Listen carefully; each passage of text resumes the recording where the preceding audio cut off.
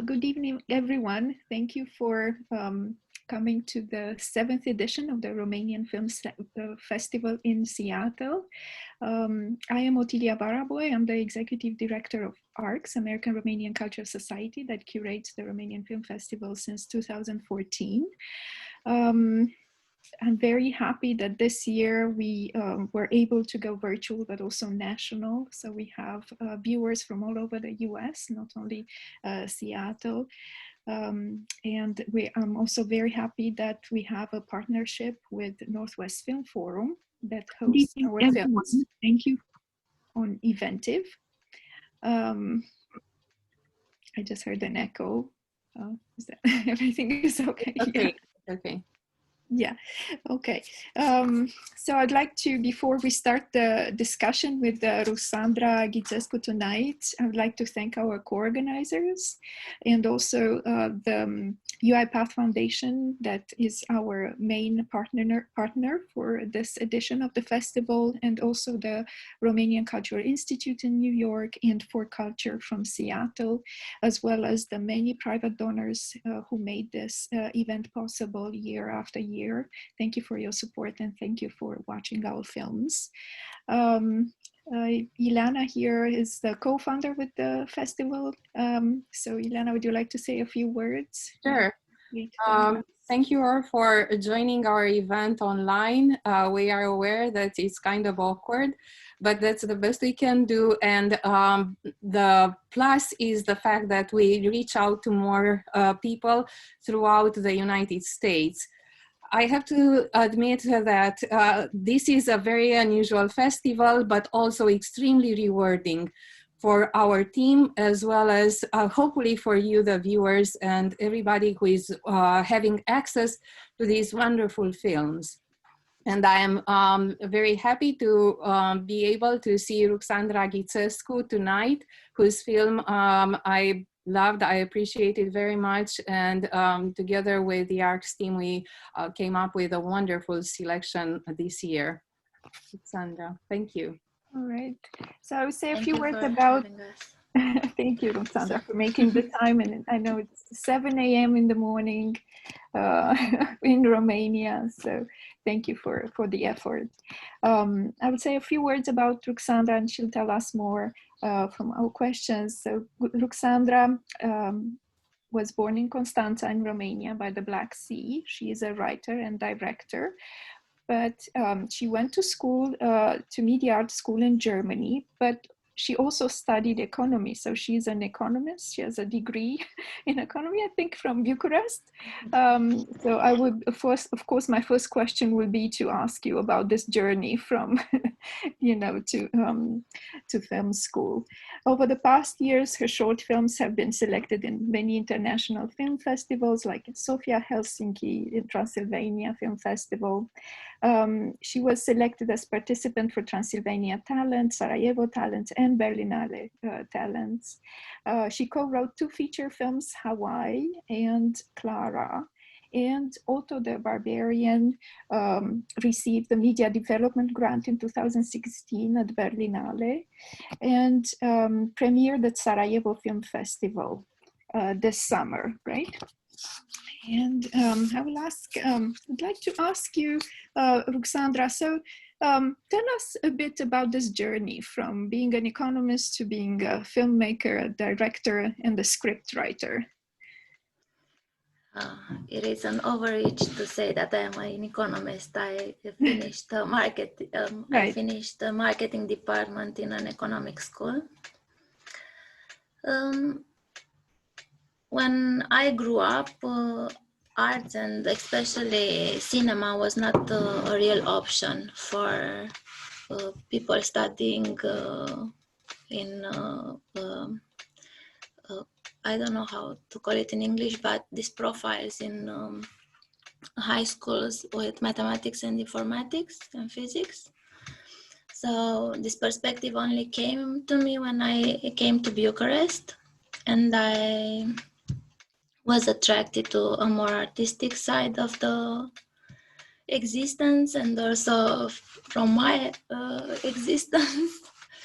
And this, I felt mature enough to take this decision to follow this path later in life than in adolescence, let's put it like that. Yeah. And how did you how did you go to Germany? Well, why Germany and not other film school? I wanted to have study in experimental film. I wasn't sure about the narrative film, and in our solutions here were limited. It was the National Film School, and the art school had a new department in cinematic arts, I think it was the name, but they were only at the beginning back then. And it was also my second study, so I had to pay, and it was quite a lot. Thing that I didn't have to do in Germany. So there were two schools on my list. Somehow when you get interested in domains like art, you meet people, and a lot of doors opened and a lot of possibilities to study abroad. Mm-hmm. But somehow I met people that worked in Romania as artists, and all kinds of recommendations came. And there were these two possibilities in Holland and in Germany that I found most interesting, and I went to Germany, where I knew a bit one of the professors in the film department, Didi Dankart, Mm-hmm. who worked in Romania at the time on a script of Cristi Puiu and Răzvan Rădulescu. I was encouraged by the fact that I was not all alone, and he also helped me a lot. That the film department helped me a lot with all the requirements for the visa. Mm-hmm. It was back in the day when Romania was not part of the EU, and we had needed lots of warranties that you want to leave the country, which I didn't. I always worked in Romania, and I financed my study in Germany. Yeah. I read in an interview that you became interested in film when you realized that film can be a means of expression, visual expression. So you were drawn to script writing first, right? I studied media art before trying to do narrative structure. Mm-hmm. And I was mostly attracted by the fact that film was not just a way of putting a story for the comprehension of the public, but it was also a mean of form and structure, the exterior structure, with the story inside. So it was this perspective where I could experiment with the camera, language, and cutting in a more artistic way than a spectacle for the world way. Let's put it like that. Yeah. I'm not a very experimental filmmaker because I'm learning by doing. I didn't have the studies in this film direction. I worked on sets, and it was more an individual work to direct the narrative film. So it is learning by doing. Let's put it like that. Excellent, excellent. And I think we can see, I mean, the script is really flawless. So much attention to details, everything falls in the right place. It's really amazing to watch it, just because the script is so powerful, actually. So we could see that you come from a different tradition, actually, different directions. How did you find the story? And why this story? Why did you want to write on a teenager And first, so you wrote on Otto, a boy. I was reading in a few of your interviews that you, where you said that you actually identify yourself with Otto a lot. I'm going to quote, "I'm interested in that kind of film which makes me discover something about myself." Can you tell us more about it?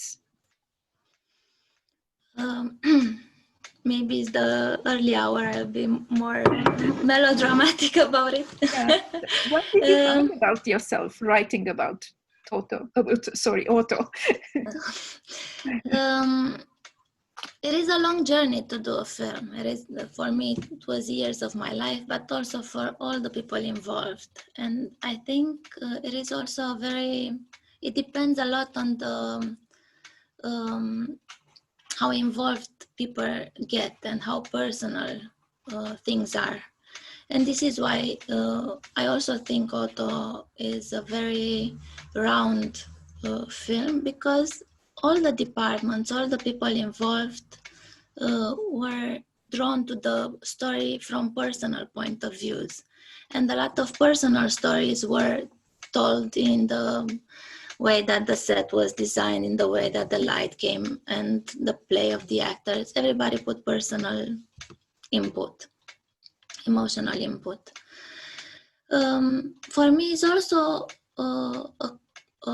I started with the coming of age story because I started thinking of a debut film when I was still comparing myself to the beginning of my mature life, and it is that kind of mirror that you put in front of yourself.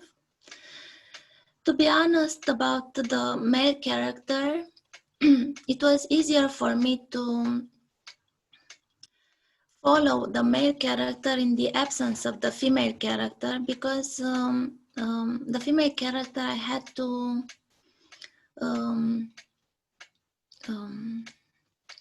I like a word here, give more reasons for the behavior of the female character that doesn't fall into a well-known way of behavior. And this is why Laura is already gone, and I'm not making any explanations for her behavior. I'm only leaving her trace, and I left her the freedom to be as she was. And for Otto, I didn't need to bring extra, or I felt that I didn't need to bring extra argumentation, narrative argumentation in his behavior, because he's a boy and he just behaves like a boy. It was, I thought a lot of the right of my gaze in the intimacy of a male. And we went very careful about it. Me and the crew involved, which was mainly female. Right, yeah, almost everybody. Of course, you were asked this question, and I'm going to ask the question myself. If you experienced any form of, discrimination, because being a woman in such a male-dominated world, and you said that you didn't in one of the interviews, but you did find it awkward, and the proof of that we live in a patriarchal society in Romania and here as well, I mean all over the world, the fact that everybody was surprised by the story, by the aggression in the story, and the sex scenes, or which they found unusual for a female director. Did this motivate? That was a local discussion. Mm-hmm. About the way that my previous films were received. Mm-hmm.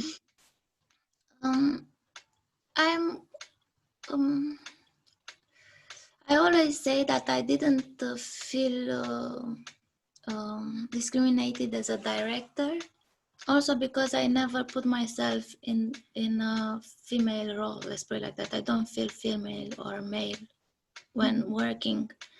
And I think that is kind of self-discriminative.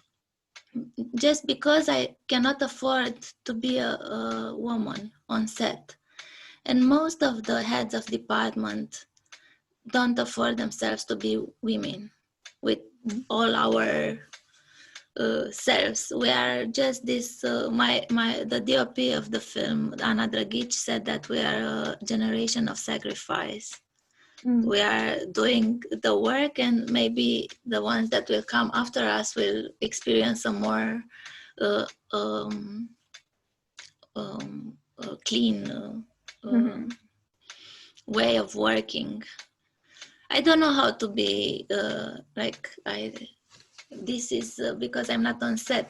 Otherwise, I wouldn't have allowed myself as much as attention for the way I look, or I don't behave, and I don't look like a sexual or a gender person. I'm more a director.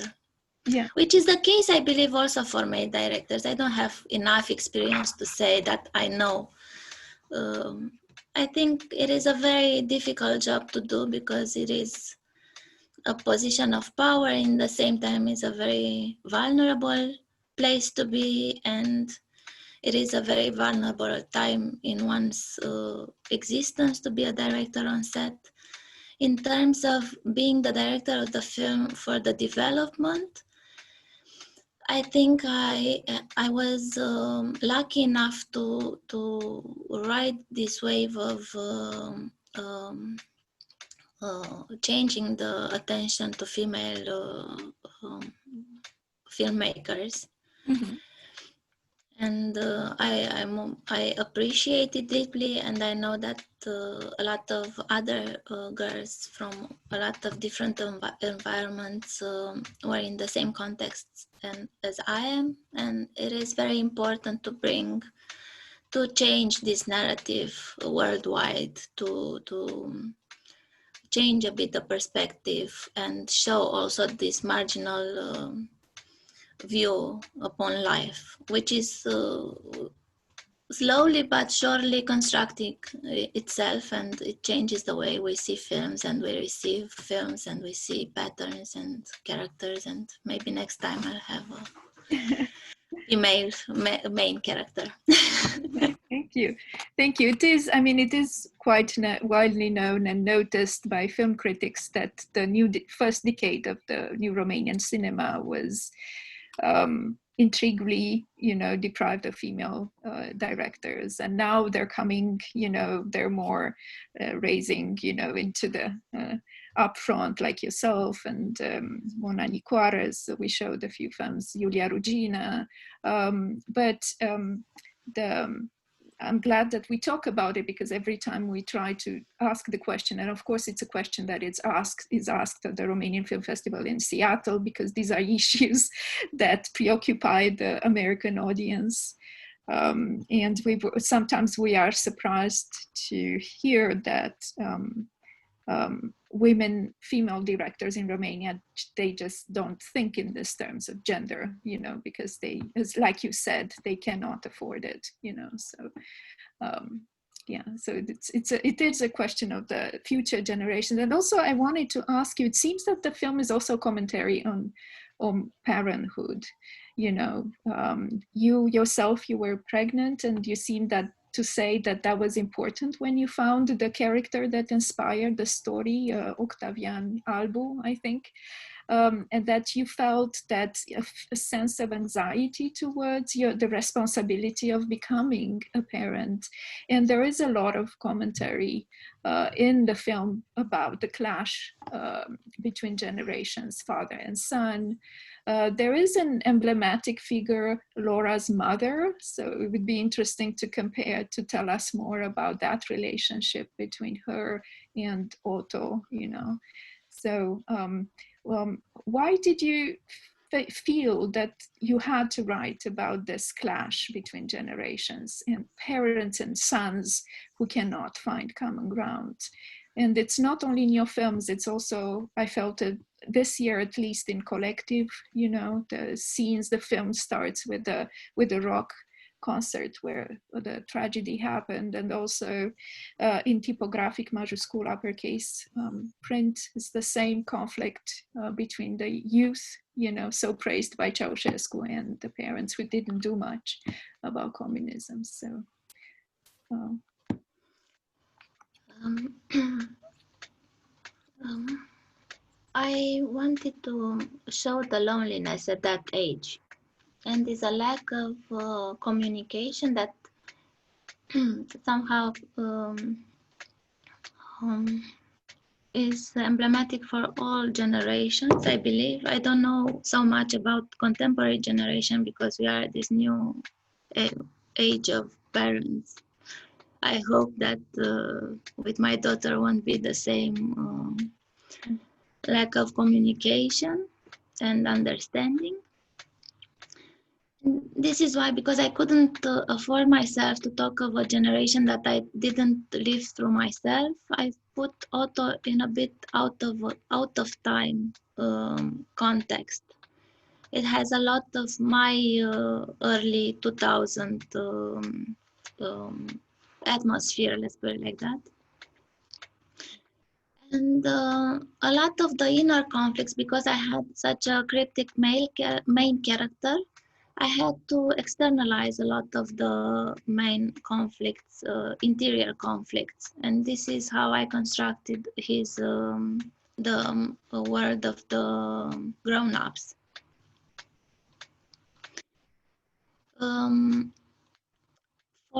And it is quite schematic, if you ask me. There are these typologies of communication.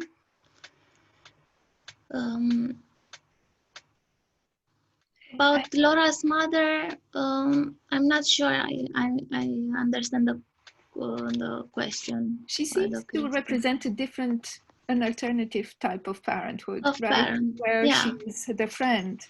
And it's more like what we are, used to now, right? Probably yourself being a mother. And it's interesting that we are all, you are a female director in your early 40s, kind of projecting, even the music, punk, punk music is he plays in a punk band. And I watched an interview with Mark Titieni, who's saying, "Oh, this music is outdated. Nobody listens to it anymore." He doesn't know much about music. And he didn't seem. I mean, he was very honest about it. That kind of the type of hero he was embodying was not at all, representative for his generation. So that's why. It's interesting that your own interests, kind of were brought up, through through him, because you're also interested. I really hope punk will come back to life, and I think it depends on the social environment a lot. I think punk is there when you need it, and it surfaces like political views or reframing. I don't know, ways of seeing, ways of thinking. Right. I really think punk is a philosophy of life.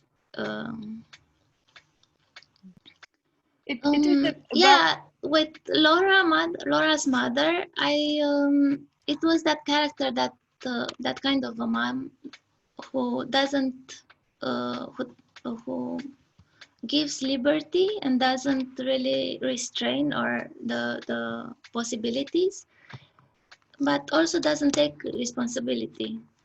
And is this two fears of mine to project the behavior that I knew as a child, and this kind of limited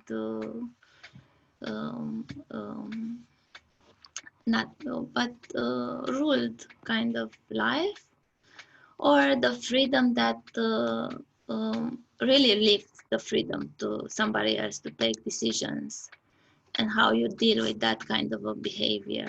Because you're never a good parent. You're never a good parent. You're always exactly. a bad parent in some way. Surprise, right? When we become parents ourselves, is that there's no grown-ups, actually. Yeah, exactly. Is people who are put in those roles, and they do the most about it, but they lose themselves. Most of the people that forget to play punk or listen to punk. Exactly. Yeah. Yeah. Ilan, I think we have a question. Yeah, and I have a follow-up question regarding the mother-son relationship, or the relations between parents and children. Because I noticed an affinity between Netzer's child pose, the mother, and the mother of the character in your movie, Otto's mother. Have you been looking into models for that, creating the character of the mother, or it came to you naturally? Or I come from this background of Romanian neorealism. I didn't look specifically into other inspiring mothers. Yeah. But for sure you get inspired from this kind of great performances, but I didn't I didn't look at that mother specifically. Mm-hmm. It was a character that it was most developed, Laura's mother, together with Ioana Flora. And we went a long way from the beginning until the end result. It was a more closed-in character in this tradition of containing a lot. And along the way, we decided that it's better to allow her grief to surface. And it was a character that came most from the rehearsals, like that. It was constructed not as dramaturgy, it was the same path of dramaturgy, but in terms of externalizing emotions, yeah. And it was mostly influenced by real life observations about mothers who lost their Thank you. And we have a question. How did you choose Otto, Mark for Otto, and if that was Mark Titian's first role? It wasn't his first role. I will start the other way around. Mark is a very experienced actor, in fact, because he is the child of two actors. He acted from an early age with great directors like Adrian Sitaro and Emi Pârvu and Radu Muntean. So he didn't have and Andrei Gruzhnitsky, Quoteram Demonstratum, he had a big role there. He says it is his first main role, also because he had to act all the time. He was there 12 hours a day, every day of shooting. We were together, the most present members of the crew.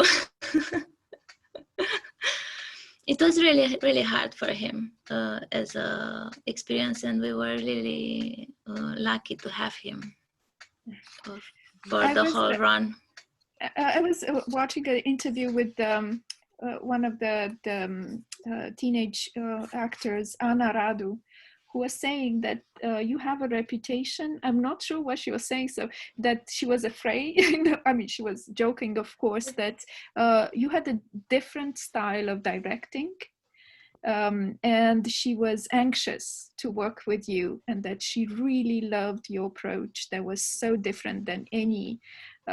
Apparently she's an experienced young actress as well, but your style was so different. And again, she mentioned this approach of being friends, you know, like kind of seeing films together. You watched films with your actors, trying to get to the place together with them where you wanted them to be. Can you comment a little bit on your style of directing, and what was she referring to, you know, as being unique to your style? I wouldn't know what is unique about my style, because I only worked as a script supervisor and the video assist operator, so I only know the behavior on set of other directors. I never worked as a first AD or something that is getting more involved in the pre-production process. What I've tried, it was not to impose on them the way that they should behave, because I didn't feel, I'm not a teenager anymore. I'm sure that most of the words that they are speaking there, they seem real because they told them. Mm-hmm. It wasn't that they constructed by themselves. Everything was scripted. But in the same time, I wanted to have them influenced into building the characters that I wanted, but also give them the freedom of their own behavior. Most of them were not playing people that they resembled to, like Mark or Anna. They are different kind of characters. And this is how we worked on the characters, by seeing a lot of films from different kind of traditions, and having more influences, not like look at this character, but look at these characters, a lot of them, and catch a bit of what creates reality on screen, and bring it home to our project by integrating this kind of small gestures or small things that makes that character round and to flow throughout the film, to have. Did you allow any continuity? Were they able to improvise, in their dialogues? I know Sitaru does this brilliantly, but did you? We didn't have improvisation. I kind of cut it away, a lot of text, because they couldn't say everything in those emotional moments, and a lot of things were already acted, and they didn't need to be spoken anymore. Didn't need to be speaker. Yeah.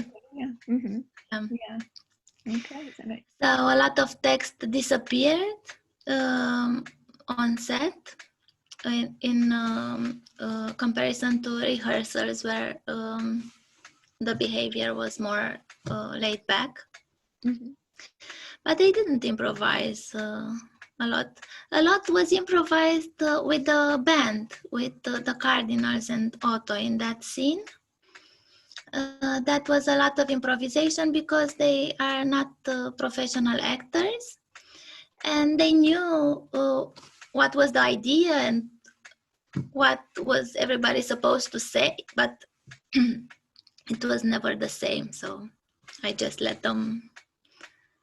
Can you tell us what was the role of the real, the Otto, I keep on saying what, the Otto that inspired the story? Otto, Albu, who is also the music director, who is a punker, and you were inspired by an article that he wrote when he was 16, when you were actually researching, underground music, as opposed when you were doing your studies in marketing, in marketing, actually, right? So how did he help you on set? With that was a gap.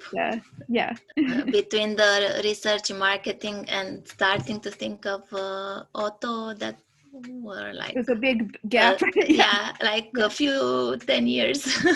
But you were interested in music, in underground music, right? And it seems that punk is very dear to your heart, punk music. I'm very interested in these subcultures. Mm-hmm.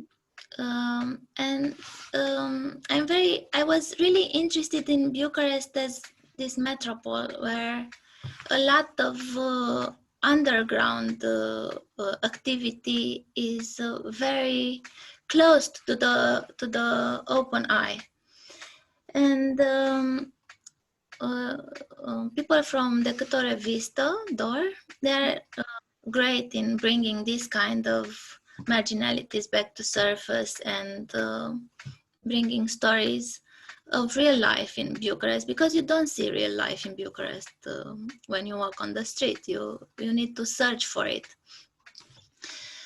And I am very attracted by punk and punk subculture from my 20s, like that, since I discovered it.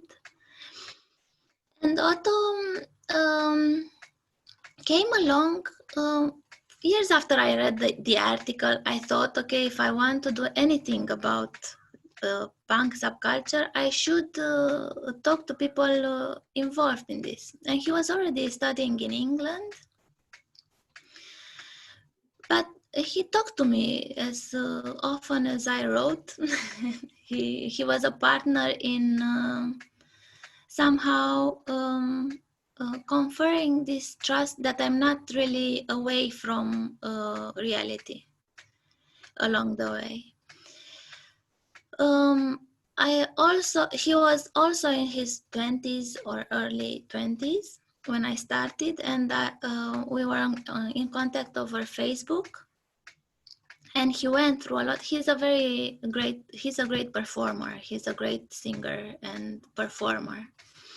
And a lot of the behavior of the character when singing in the script, because in reality it wasn't the same, came from his own clips and films and stuff like that. And he came along as a music director and trainer for Otto, for Mark, I think very close to the beginning of the film. Mm-hmm. And he composed the music for some of the songs in the film. Some were composed by Cardinal, but they trained and they worked together, which was great for me to know, to have somebody who was involved from the early beginnings in the project and knew a lot of my searchings and also brought this originality and real life to the project. And it was also he communicated a lot about music and the way that things should be, and he constructed a lot of the soundtrack. Yeah, this is great. Great to have to work with the model, you know, and to inform the character. So we have a question, Ilana, saying, can you read the question? Yeah, sure. Ramona Pungani is asking, what's the role of the grandfather in your movie?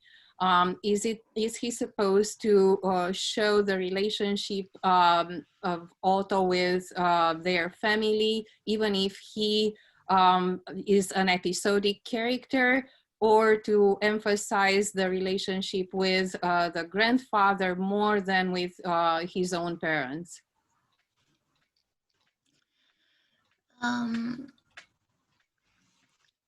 As I said, Otto was mostly about this constructing social masks. I know, so it is I don't know if everybody saw the film. It's not a very intellectual film, but my intentions were to show these social masks. And for me, the grandfather was the one that gave up hypocrisy.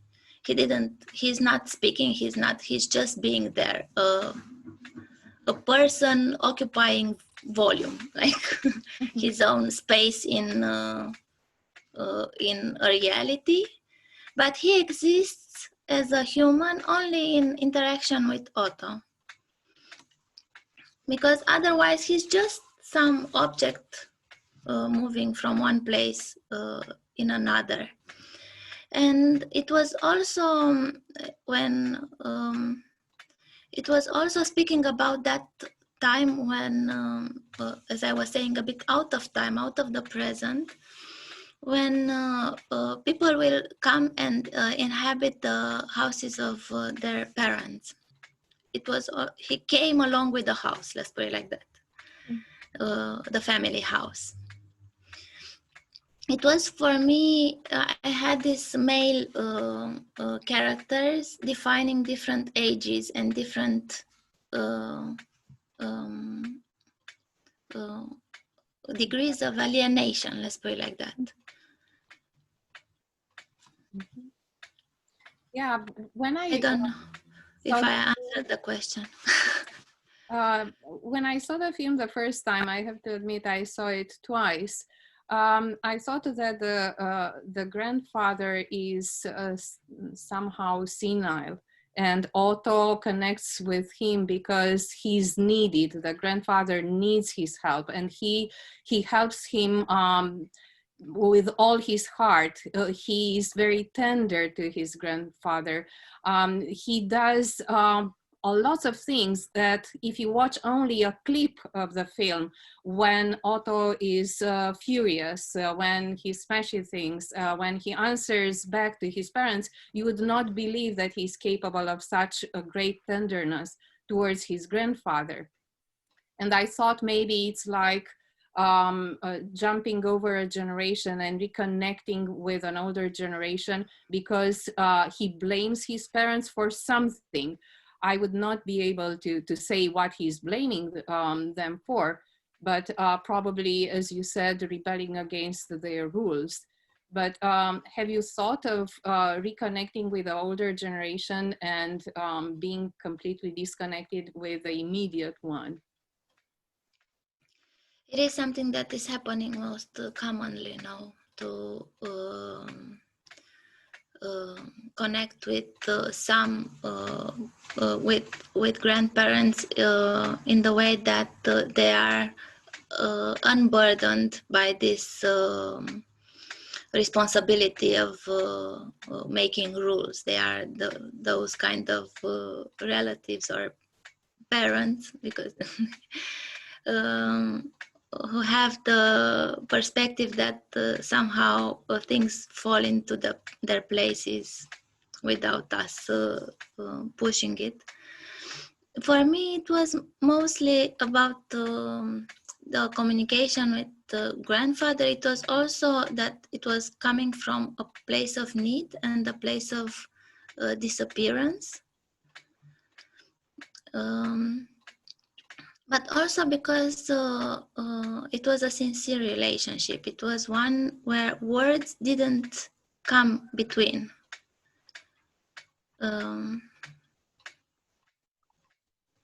So you're saying that words are problematic and the words do yeah, not necessarily communicate what we really feel or want to say.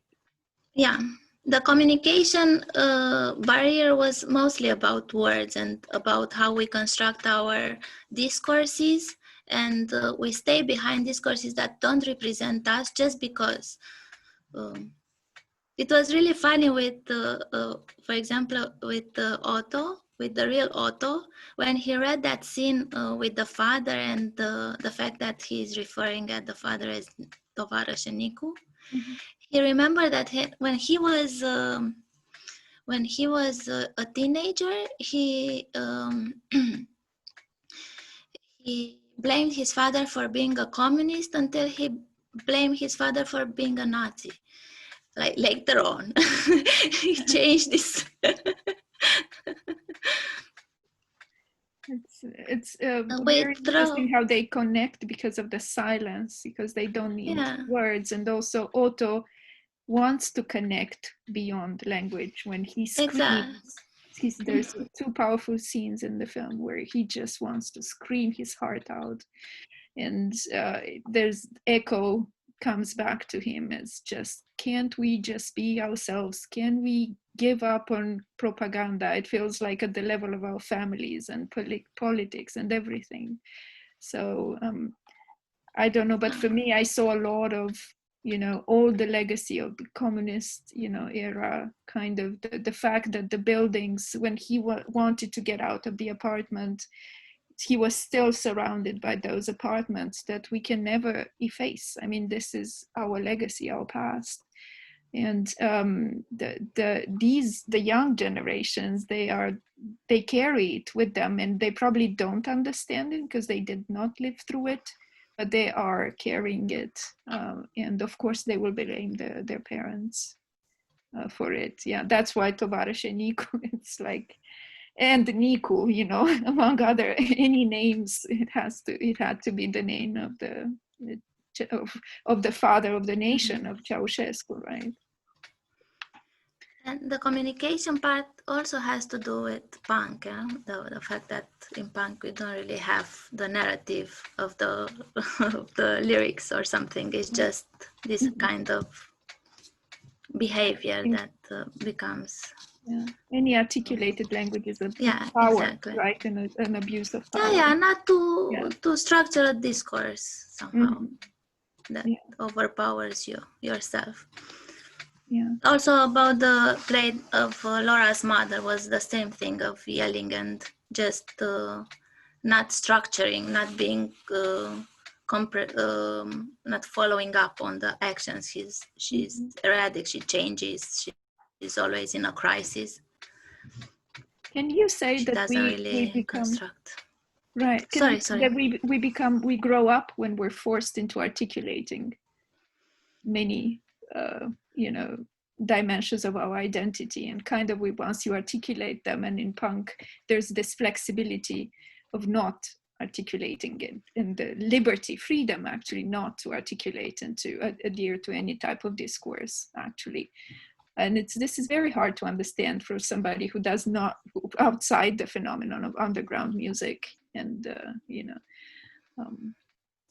there are a lot of expressions of externalizing without articulating discourses. And I wouldn't generalize, but I find myself motivating and pushing language discourses that I don't believe in just because I phrase them and my brain already constructs a narrative behind it that fundamentalizes some truth in it, which is not true, which is just language. There's a lot of time the characters ask themselves, do you understand me? Do you understand this? It's kind of checking in. It seems that there's a broken communication at many levels. Can you also develop a little bit the relationship with the social worker? Because that's interesting. It's Otto a few years later, and that's probably had to do with your own projection and the character as well, I assume. All the main characters were Otto a few years later. The father also, it was like the traps in which Otto could fall later on, or this development, or at least I thought of it that way. And this understanding, and do you really get me, is the fact that you construct your own narrative in your head, the way that Otto tries to find a reason or to argument Laura's behavior, Laura's actions by reframing her, revisiting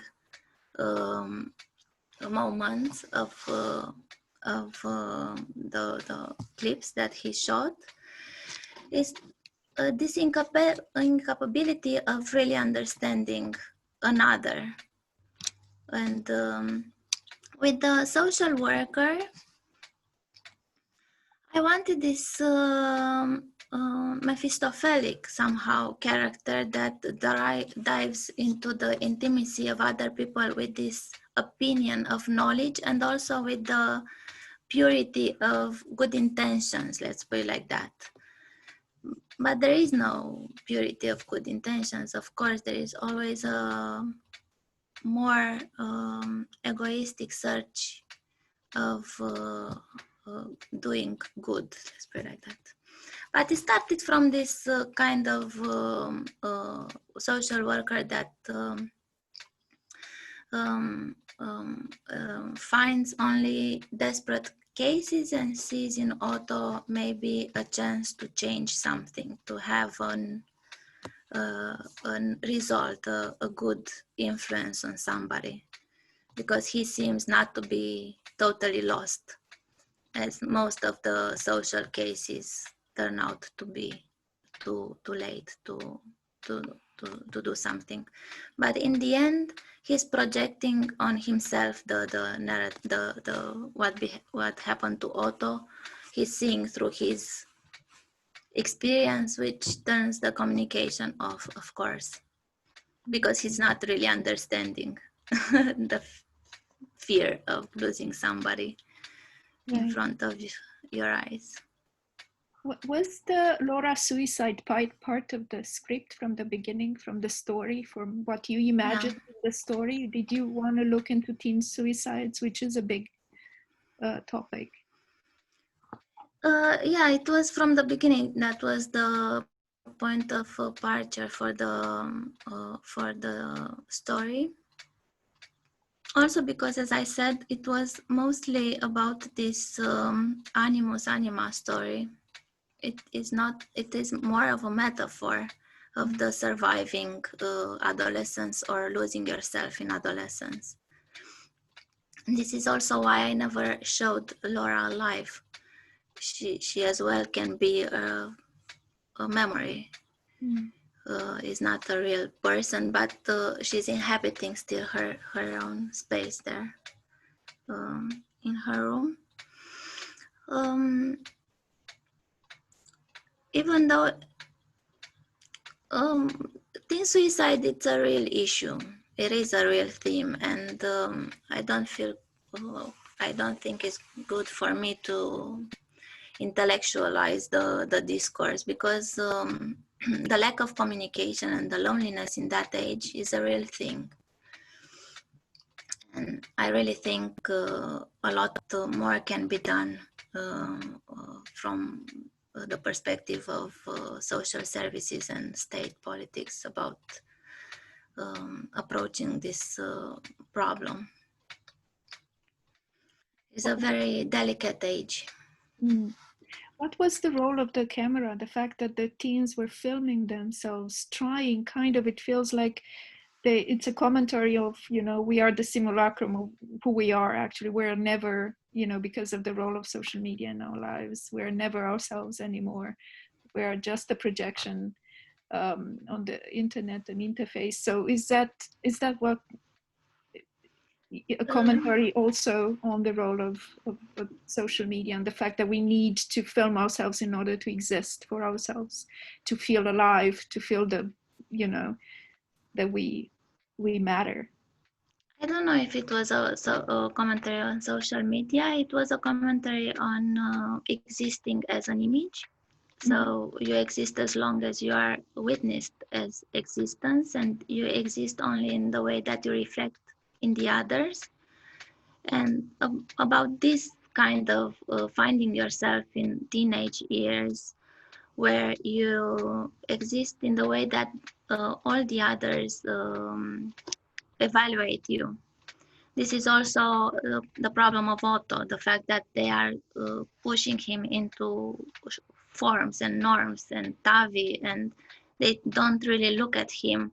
He's pushed into these exterior projections. And for Laura, the camera was only reserved for her, so she's the only one appearing in the footage with her face. It was more about this interface between Otto and her, more than a social media comment, which I didn't include because, there are a few cases of teen suicides because of social media commentaries, actually, a few cases. I was wondering if there was an indirect comment on that. And I think we have another question. Michelle is asking if you can say more about the backstory. How did Otto and Laura meet, and what brought them together? I always thought, or in the way I described the characters in the briefing, they were childhood friends. I always thought they grew up together and they had this kind of close relationship, also family-wise. They were not strangers to one another. Parents knew each other, so they were childhood friends. And I'm not sure they are girlfriend and boyfriend. We didn't decide yet if they shared intimacy all the way or not. You know, watching the film, I had exactly the same question about their relationship. And then I thought they cannot be a girlfriend, boyfriend, but as you said, childhood friends, because I felt that Otto is helping her commit suicide. I mean, not by not intervening. So as if you have assisted dying, he played the role of an assistant to commit suicide. Can you say something about that, or?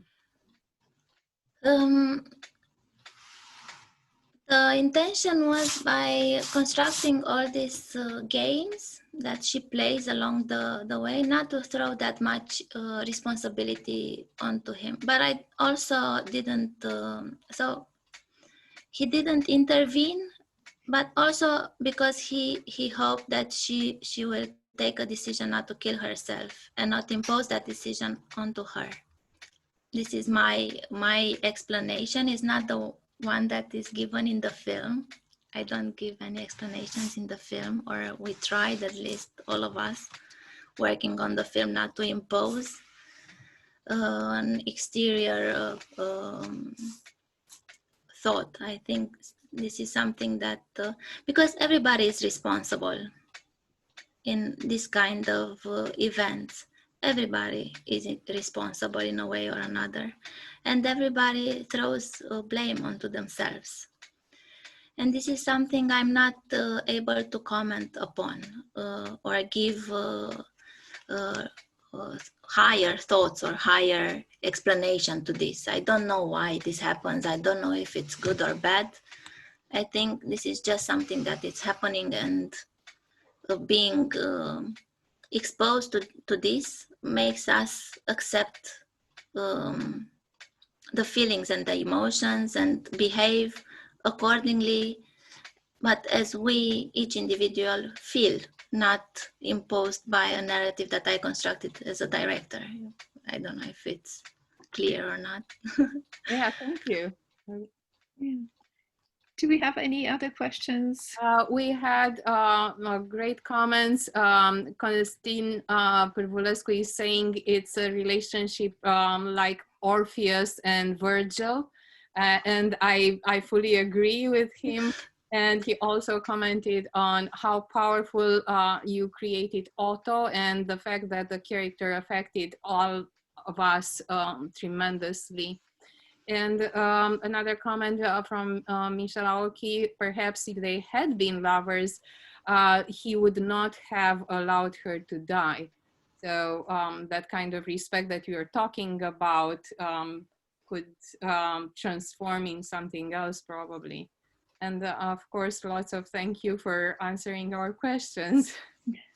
Thank you for having me, and thank you for having this face-to-face dialogue. It's and now, what's next for you? You know, what are you working on? What plans do you have? I have a lot of plans, but somehow all the situation is diverging our path. Of course, I'm working on next feature, but I think this will be postponed for some time now, given the current situation. And I'm starting now working on some sound work for audio work, which is exciting for me. Interesting, yeah. Yeah. So was the film shown in Romania? Was accessible to the wide audience, or? It had an online viewing at the Film de Cannes. Mm-hmm. I don't know, in October. Yeah. And only one physical projection in Bucharest after the premiere in Sarajevo. It was projected here for 200 people or so. Yeah. Wow, wonderful. So will it go? You'll probably try to put it into the international film festival circuits, because we really truly loved it, and I think it's such a powerful film that it will probably you will get the same reactions from many viewers.